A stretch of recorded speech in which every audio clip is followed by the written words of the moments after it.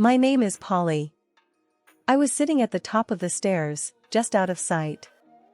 I could hear them in the kitchen, their voices all tangled up like a bunch of knotted shoelaces.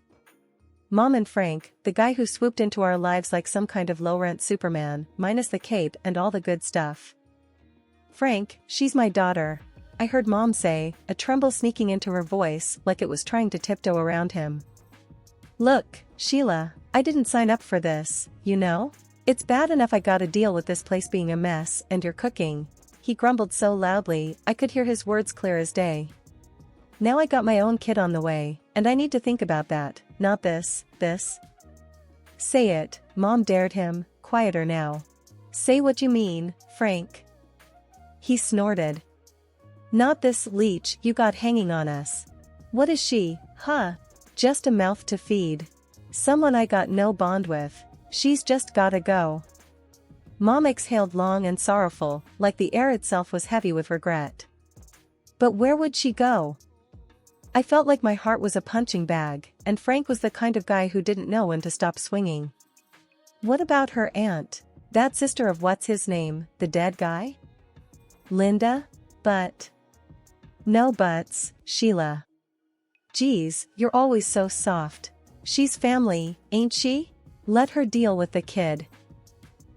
There was a quiet beep as someone pressed a number on the phone, and my ears strained to hear the rest. Yeah, hi Linda? Frank here. Yeah, you're about to do me a solid. Got a bit of a situation. Well, no, not a health thing. It's about the kid, Sheila's daughter. I squeezed my eyes shut, wishing I could just disappear into the worn carpet beneath me. Yes, Polly, Frank's voice was gruff, impatient. Look, here's the deal. She's coming to live with you. What? Nah, don't worry about it. She's practically invisible anyway. Won't even know she's there. I heard Mom's shuffling feet, like she was pacing or fidgeting, probably wringing her hands the way she did when she was torn up about something. Linda, it's Sheila. Yes, I know. We're in a tight spot. I can't, with the baby coming. The next voice, Aunt Linda's, cut through the line, sharp and cold like the knives she used to make her overcooked roasts. Fine. I'll take her. But I'm not running a charity here, Sheila. You better keep sending checks. I could almost see Mom wincing, even from where I sat. It stung, knowing the rest of my things in that duffel bag weren't half as important as those checks to Aunt Linda. Footsteps hammered towards the stairs, and I scampered up and into my room, heartbeat thundering so hard in my chest it nearly drowned out the sounds of the looming goodbye. Mom knocked softly, as if the force of her own hand could shatter me. Honey, she started, pushing the door open, her face all twisted in a way that let you know that I'm sorry was coming before a word left her lips. You're gonna stay with Aunt Linda for a bit. I stood there, my arms tight around that duffel bag, like it was the only thing I had left in the whole sorry world. Because, maybe, it was. With a glance back at the room that had been mine, I stepped out into the dim hallway, Mom trailing behind me like a shadow I wished I could shake. I didn't even turn to look at her as I walked out the front door. It was easier that way. Standing on the porch, Aunt Linda looked me up and down as I clutched my duffel bag, each second stretching out like hours. So you're here, Polly, she finally spoke, the words flat and hard. Hi, Aunt Linda. I managed to mutter, trying to keep my voice steady. Don't just stand there, bring your stuff in. But remember, I run a tight ship. You'll follow my rules under my roof, she said, turning on her heel and heading inside. I followed her into the house, which had the warmth of an ice cube. Rule 1, no shoes in the house. Park 'em by the door. And don't you dare drag in any dirt. I keep a clean home. I nodded, slipping off my sneakers and leaving them neatly by the entrance. Rule 2, lights out by 9 on school nights. I won't have any late-night gallivanting or nonsense, she continued, ticking off her rules on her fingers as she went. Okay, I said, my voice barely above a whisper. Rule 3, don't talk back. Don't question me. Just do as you're told, quick and without fuss. Her house was like a museum, everything in its place and nothing out of line. The living room looked barely lived in. Plastic covers clung to the sofas, and I'd bet my last dollar they'd never been sat on. Aunt Linda caught my gaze and snapped, "Those are for protection, not for sitting. God help you if I catch a crease in them." I just nodded again, trying to take it all in. A few days in and it felt like I was walking on eggshells that were rigged to explode. I spent my time trying to be invisible, hoping that'd save me from her sharp tongue. One day, I slipped up. I spilled a bit of milk on the counter. Quick as I could, I wiped it up, but not quick enough. "What's this, a puddle?" Aunt Linda had appeared like a whisper, and her voice was like thunder. "Wasting food and making a mess." "I got it, Aunt Linda. It's clean now." I showed her the rag, trying to prove it was just a small spill. "You think sorry and a rag fixes everything? You think I have the time and money to waste on your clumsiness?" "No, I started, but she cut me off with a wave of her hand. Like I needed more problems. "Your mom sends you here like I got nothing better to do," she grumbled. "Even your own mom didn't want you, so why should I?" Her words hit me square in the chest. I stood there, jaw tight, swallowing the hurt because crying wouldn't change a thing. I knew arguing would only make it worse. The rules were clear, and Aunt Linda was the kind who never bent them. Not for anyone. "Sorry, won't happen again," was all I could get out. "You're right, it won't. Because if something like this happens again, we're gonna have a bigger problem, you hear me?" Loud and clear, I answered. My voice sounded small, even to my own ears. Dinner was a silent affair. Aunt Linda liked eating without the sound of anyone else's breathing, it seemed. I tried to chew quietly, making every move deliberate, wishing I could just disappear into my room already. Days bled into weeks and weeks into months, each as unremarkable as the last, until one afternoon. I was sitting on the carpet in my room, the one with the faded wallpaper peeling at the corners. My room at Aunt Linda's was just another box in the stack, nothing like my old one back at Mom's. With Aunt Linda at the grocery store, I grabbed the cordless phone from its cradle in the living room. My heart was racing as I punched in Mom's number, a sequence I still knew by heart. Years of dialing it for takeout or when there was a spider too big for me to handle alone. The phone rang and rang. On the fourth, she picked up. "Yeah? Mom, it's me, Polly," I blurted out before my courage could fail. There was a pause, a breath, a sigh. "What do you want?" I miss you, Don't." She cut in, her voice icy. "Don't ever call here again." The line clicked dead. I stood there, phone in hand, her words a new weight in the pit of my stomach. It wasn't just the rejection that stung, it was the finality of it. "I hope that was important." Aunt Linda's voice came from behind me like a winter's draft. I turned, startled, the phone slipping slightly from my grasp. "I just wanted to talk to her," I said, my voice failing to hide the quiver. She snatched the phone from my hand, her eyes narrow slits. "You think these calls are free?" I'm sorry, I'll pay for it," I stammered, though I had no idea how. Aunt Linda snorted. "Pay for it? With what? No, you've caused enough trouble. I'm done with it, done with you." Before I could plead, she was on the phone, barking into the receiver. "Yeah, Betty? Get a room ready. She's coming to you." I barely had time to process her words before I found myself holding a bus ticket and a hastily repacked duffel bag. She dumped me at the bus stop with a shake of her head and a good riddance that followed me onto the bus. I was on my way to Grandma's, and as the bus chugged along, the town I knew became a blur. I thought about Mom's voice, that tone I'd never heard before. I pressed my forehead against the cool window, the hum of the engine a stark contrast to the storm inside me. Grandma lived in a smaller town a couple of hours away, in a house that was as old but twice as cozy as Aunt Linda's. She was standing on the porch when I arrived, her eyebrows drawn down in concern. "You okay, Polly?" she asked as I trudged up the steps. I shook my head. Aunt Linda sent me away. Mom doesn't want to talk to me anymore. Grandma sighed, opening her arms wide. I stepped into her hug like it was a safe haven. Families can be tough, she murmured. Come on in, I'll make you some tea.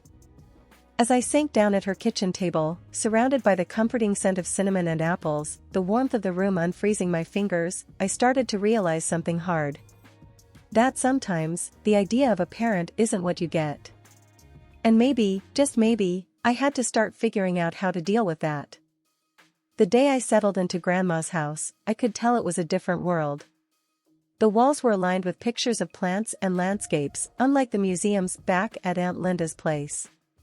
Grandma was already in the kitchen, the heart of her home, humming a tune I didn't recognize. Gran, you need help with anything?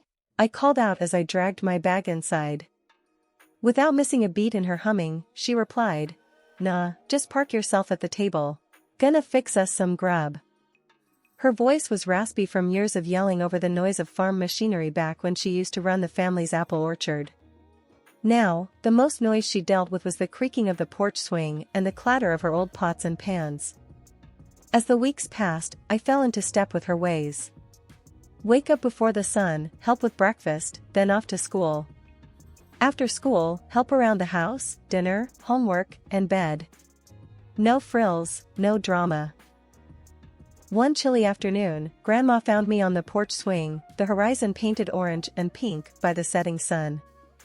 Got something to tell ya, she said, pulling the other side of the swing down with her weight.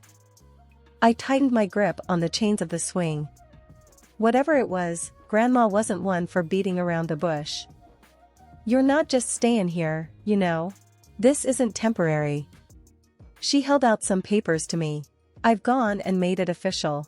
You're mine now, for good. I scanned the papers.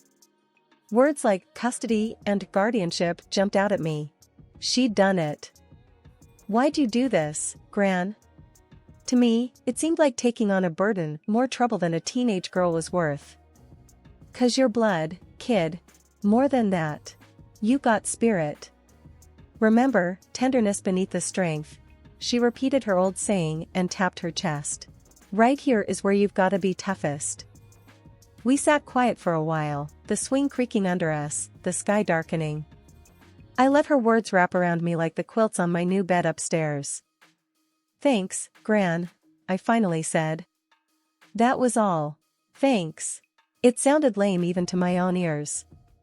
Well, don't thank me yet. You'll be pulling extra weeds tomorrow, make no mistake. Her tone was playful, but I knew she'd hold me to it. Sitting on the swing now, a few days after my sweet 16, I could see that Grandma's house wasn't just a haven. It was a starting line. And with her backing, I was finally ready to run my race. The morning sun hadn't even cracked the sky when Grandma kicked the bottom of my bed. Rise and shine, Doc, she barked, same as she had every morning since I started med school. I groaned, my hand searching for the alarm clock. It's not even light out, Gran. World don't wait for light. Cows don't milk themselves. Patients don't cure themselves, neither. She didn't have cows to milk, of course. It was about getting a point across, like always. Afternoons at the hospital were a blur of white walls and beeping monitors. By the time I got back, evening had settled in, and the house glowed with warm light. How'd it go? Grandma was at the stove, poking at something that smelled like heaven.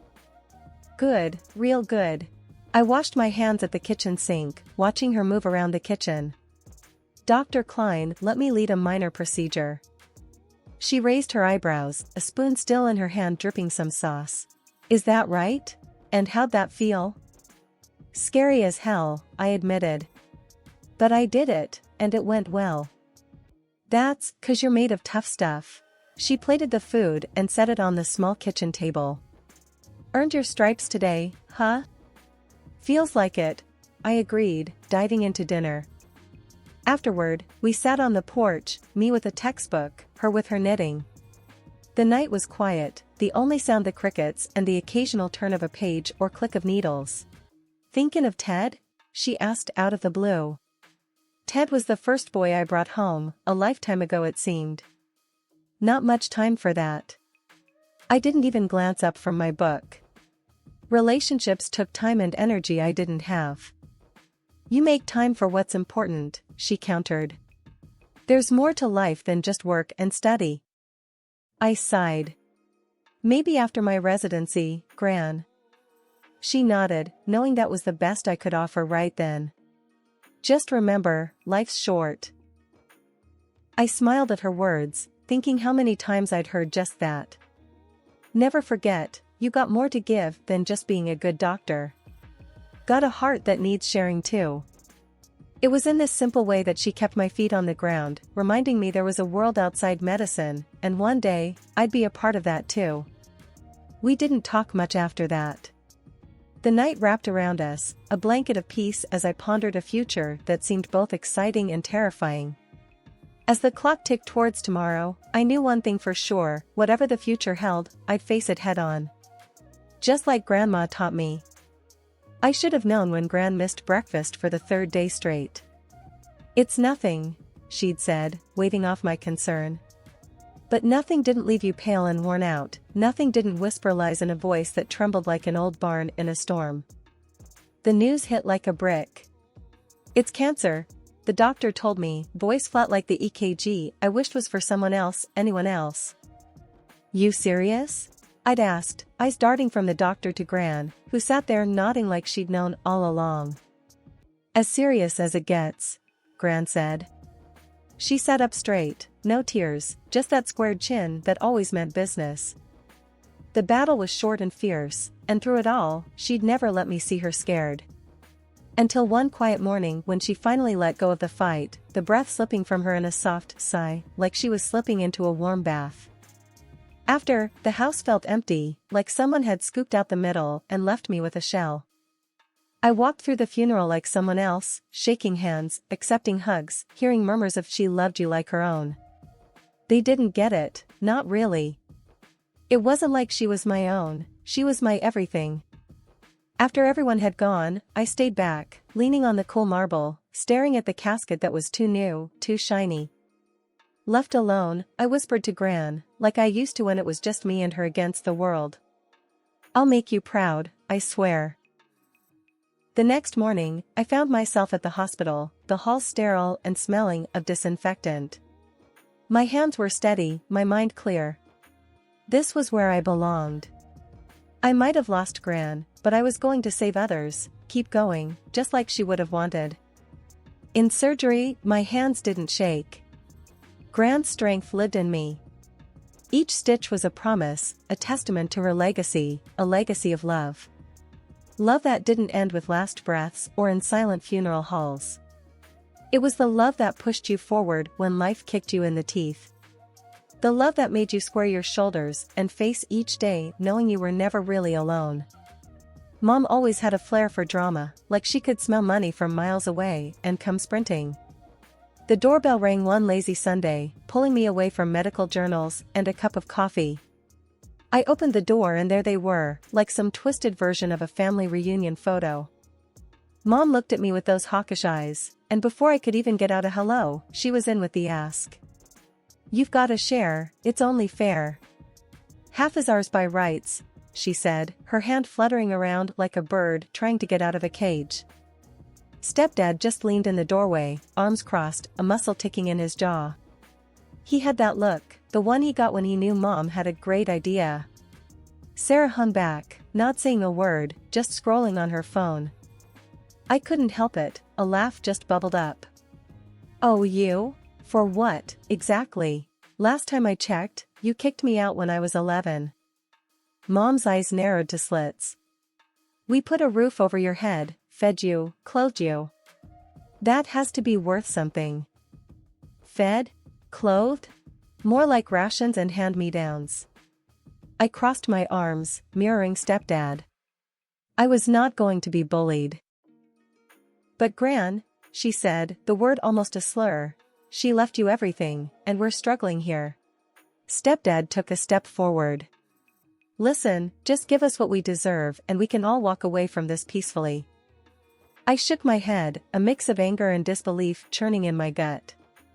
Gran didn't leave you a penny, 'cause she knew exactly what sort of people you are.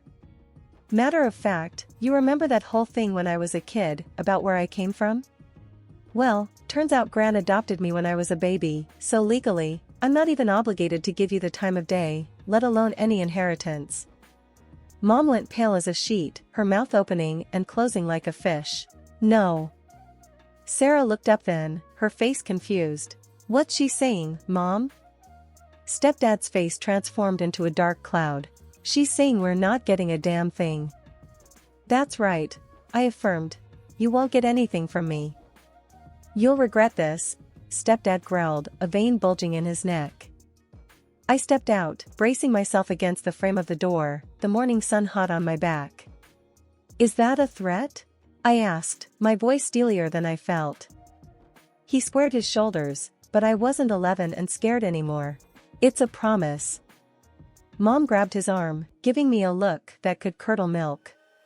Let's go, she hissed. I stepped back inside and closed the door, the click of the latch loud in the quiet house. Gran was gone, but she left me more than money. She left me the courage to stand up to them and the sense of worth they'd tried to take from me. Neighbors gave me the heads up with a quick call, that sort of just thought you should know ring that meant trouble. Your mom and her lot set up camp in your grandma's old house, they said, all concerned and a bit gossip-hungry. That house was mine and mine alone, Grandma made sure of that. The nerve of them, thinking they could just move in and not one soul would tell me. Guys, I said, knocking on the door louder than necessary, you can't just crash here. This isn't a motel. Mom yanked the door open, a fake smile plastered on her face. Polly, we're family, she exclaimed, leaning against the doorframe like she owned the place. Stepdad loomed behind her, his look less welcoming. We're not going anywhere. This is as much ours as it is yours, he stated with that smug smirk that made my blood heat up. I clenched my fists, feeling the weight of the keys in my pocket. The house is mine, legally. You have one day to get out, or I'm calling the cops. They laughed, the kind that grates on your nerves. Yeah, sure. Call the cops on your family. That'll look great, Stepdad jeered, his arms folded across his chest. I didn't want a scene, but they left me no choice. The next morning, they were still there, lounging around as if they owned the place. That's when I made the call. When the cops rolled up, I could almost taste the sour change in the air. I stood by, arms crossed, watching through the living room window. Ma'am, sir, you need to leave the premises. Now, one officer said firmly, his hand resting near his belt. But she's my daughter, Mom tried to plead, her voice shifting to desperation. And I'm her stepdad, added Stepdad, that tick in his jaw back like a storm warning. Doesn't matter. You don't own this house and the owner wants you out, the second cop chimed in, stepping forward. They'd finally stopped laughing. I could see the realization dawning on their faces, the reality that they couldn't bulldoze their way through life anymore. I didn't budge until their car was a speck in the distance, and then turned to face the empty house. It felt like taking a deep breath after being underwater too long. It was quiet, the kind of peace that comes when a storm has passed and left clear skies in its wake. Stepping into the house, the air felt different, lighter. Grandma's voice didn't echo the way it did before, now it was in my own head, words that came like a bomb, soothing over years of scars. With each step, I started to reclaim the space. The kitchen, where Grandma taught me to bake, the living room, where she healed my teenage heartaches with ice cream and tough love, and her bedroom, where she'd say prayers that I'd find my way in a world that could be cruel and unforgiving. I made coffee, the aroma filling the space, binding me to this house, this moment. Sitting at the kitchen table, I raised my cup to the new day. Justice served, and served well.